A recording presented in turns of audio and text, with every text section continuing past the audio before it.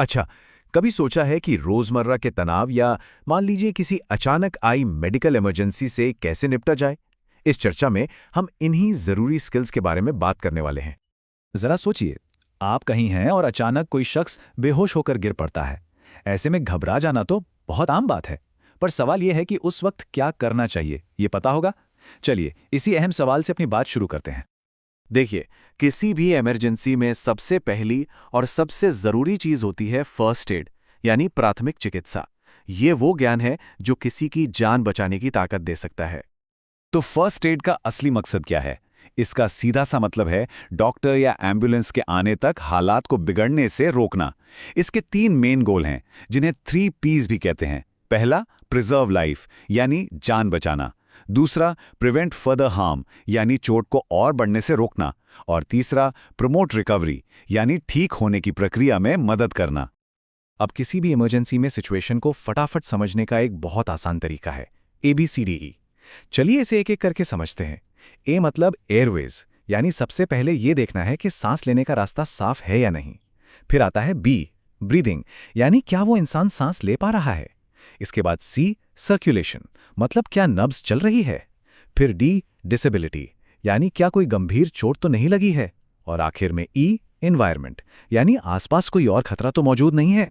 हाँ, एक और जरूरी बात, CPR देने का तरीका अब थोड़ा बदल गया है। पहले ABC सिखाया जाता था, अब है CAB, यानी सबसे पहले C, कंप्रेशंस, छाती पर जोर से और तेजी से दबाव डालना। ये सबसे सबसे जरूरी स्टेप है, क्योंकि इसी से दिमाग और शरीर के बाकी हिस्सों तक खून पहुंचता रहता है। इसके बाद आता है A, एयरवे, सांस का रास्ता खोलना। और फिर B, ब्रीदिंग, यानी सांस देना। तो याद रहे, कंप्रेशन सबसे पहले।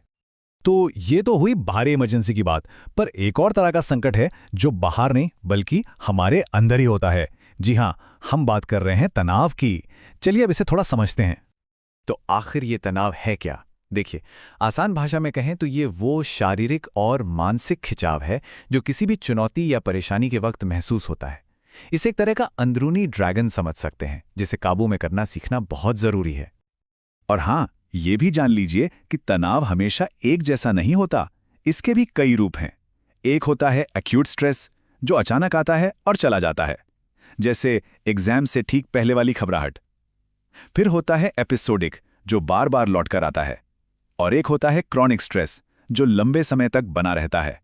और सच कहें तो यही सबसे ज्यादा खतरनाक है।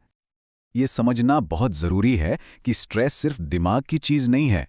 इसका सीधा असर हमारे शरीर पर पड़ता है। जब तनाव लंबे समय तक रहता है ना, तो ये दिल की धड़कन बढ़ा सकता है, पाचन बिगाड़ सकता है, और यहां तक कि बीमारियों से लड़ने की जो हमारी कुदरती ताकत है उसे भी कमजोर कर देता है। इसको ऐसे समझ सकते हैं, एक होता है फाइट या फ्लाइट वाला स्ट्रेस, मतलब किसी खतरे के वक्त जो हमें बचाने के लिए जरूरी होता है। लेकिन दूसरा होता है क्रॉनिक स्ट्रेस, जो एक धीमे जहर की तरह काम करता है, महीनों या कभी-कभी सालों तक हमारे शरीर को अंदर ही अंदर खोखला करता रहता है।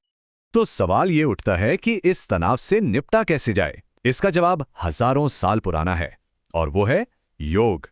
चलिए अब देखते हैं कि योग सिर्फ एक कसरत भर नहीं, बल्कि स्ट्रेस को मैनेज करने का एक कितना शक्तिशाली जरिया है। आखिर योग काम कैसे करता है? बहुत सिंपल तरीके से समझिए। ये हमारे शरीर के एक्शन मोड को, जिसे फाइट या फ्लाइट सिस्टम भी कहते हैं, उसे बंद करके रिलैक्स मोड को चालू कर देता है। मतलब ये शरीर के गियर को तनाव से निकालकर शांति में डाल देता है।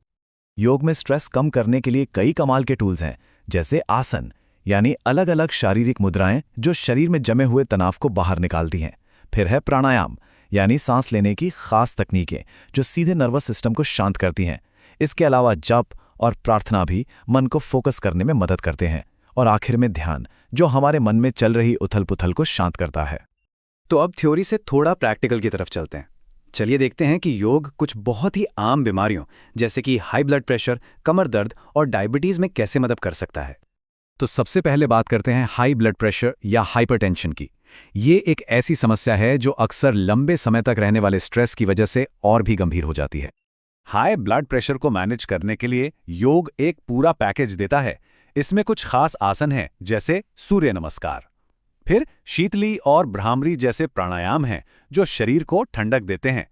ज्ञान मुद्रा जैसी हस्त मुद्राएं भी हैं, और हाँ, साथ में खान पान पर ध्यान देना, जैसे खाने में नमक कम करना भी शामिल है। अगली जो आम समस्या है वो है कमर दर्द। ये आजकल हर उम्र के लोगों को परेशान कर रही है और इसका एक बड़ा कारण खराब पोस्चर और तनाव ही है। और इसके लिए एक बहुत ही असरदार योगासन है, पश्चिमोत्तानासन। ये आसन न सिर्फ पीठ की मांसपेशियों को एक बेहतरीन खिंचाव देता है, बल्कि पेट के अंगों को भी टोन करता है। और सबसे बड़ी बात, ये तनाव को कम करने में भी मदद करता है, जो खुद कमर दर्द की एक बड़ी वजह है। अब बात करते हैं डायबिटीज यानी मधुमेह की। ये एक ऐसी मेटाबॉलिक कंडीशन है जिसे एक अच्छी लाइफस्टाइल से काफ़ी हद तक कंट्रोल में रखा जा सकता है, और इसमें योग एक बहुत बड़ी भूमिका निभा सकता है। डायबिटीज को मैनेज करने के लिए भी योग में एक पूरा का पूरा प्लान है। इसमें वज्रासन, पश्चिमोत्तानासन जैसे आसनों का नियमित अभ्यास शामिल है।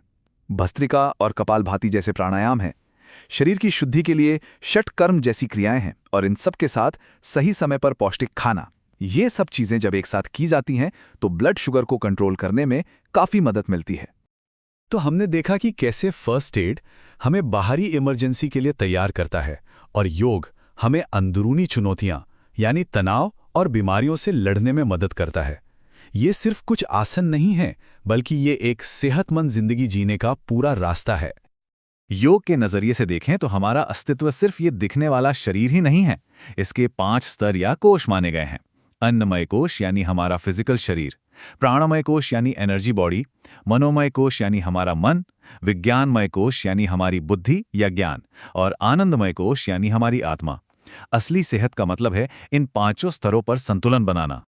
तो अब सवाल खुद से पूछने का है, सेहत के इस रास्ते पर अपना पहला कदम बढ़ाने के लिए आज से कौन सी एक अच्छी आदत शुरू की जा सकती है?